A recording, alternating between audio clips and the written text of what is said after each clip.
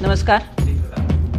बीड लोकसभा 2024च्या बाबतीत जनतेतून मागील काही काळामध्ये उत्स्फूर्त प्रतिक्रिया माझ्या उमेदवारीबाबत येत होती आणि या उत्स्फूर्त प्रतिक्रिया त्याचबरोबर जनतेतून त्यांचा स्वाभिमान जपण्यासाठी मी लढावं असं सातत्याने मला सांगण्यात येत होतं। या सर्व बाबींचा अतिशय सकारात्मकतेने आणि गांभीर्याने विचार करून मी माझ्या शासकीय सेवेतून स्वेच्छा सेवानिवृत्ती घेतली आणि त्यानंतर देखील आपल्याशी एकदा सेवानिवृत्ती घेतल्यानंतर संवाद साधला होता आणि त्यानंतरची माझी भूमिका देखील मी स्पष्ट केलेली होती।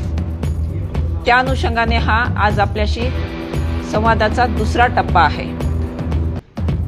बीड लोकसभेच्या अनुषंगाने मी उमेदवारी करावी अशी जनतेची मागणी आणि त्यानंतर घडलेल्या घडामोडी, उमेदवारी न मिळाल्यानंतर आमच्या पुढे असणारे खुले पर्याय, या सगळ्या बाबींचा सखोलपणे विचार करण्यात आला।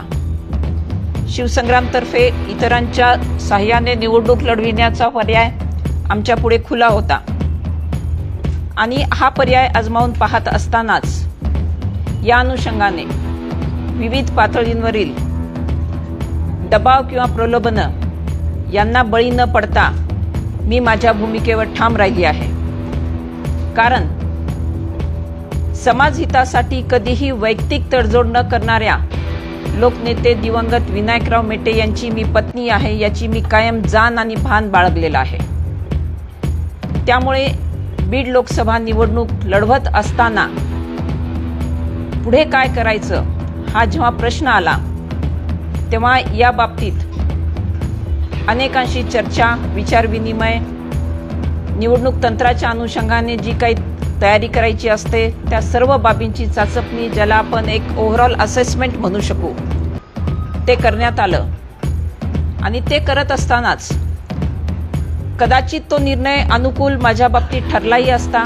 कारण जनतेच्या मनामध्ये जी माझ्याबाबत भावना होती ती भावना आजही कायम आहे हे सातत्याने आमच्या लक्षात येतंय। म्हणजे आजही जेव्हा मी आपल्याशी संवाद साधते तेव्हा थोड्या वेळापूर्वीपर्यंत देखील हीच भावना, लोकांचा पाठिंबा आणि आग्रह कायम आहे हे आमच्या लक्षात येते, माझ्याही लक्षात येते। परंतु परत एकदा लोकभावनेचा आदर करून ज्या समाजहितासाठी साहेबांनी कधीही तडजोड केली नाही आणि समाजासाठीच मी माझं कुंकूही गमावलेलं आहे, तेव्हा लौकिक अर्थानं आज माझ्याकडे कमावण्यासारखं किंवा गमावण्यासारखं काहीही उरलेलं नाही।